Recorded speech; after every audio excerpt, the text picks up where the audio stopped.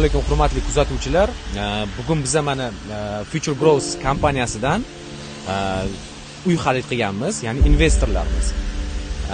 Hozirgi momentda, hozirgi vaziyatda bizni uy olganimizga 5 yil vaqt bo'ldi. Ya'ni 2020-yilda to'lov qilganmiz 100%. Lekin mana ko'rib turganingizdek, orqamizdagi dom bu bizlarning yashaydigan domimiz bo'lishi kerak edi, lekin hozirgi holatda dom qurilgani ham yo'q. Unda hech kim ishlamayapti. Mana hozir yig'ilgan odamlarimiz, ya'ni orqamizda turgan odamlar. Lekin bu hammamiz emas. Ya'ni bu yerda 150 kishi bor.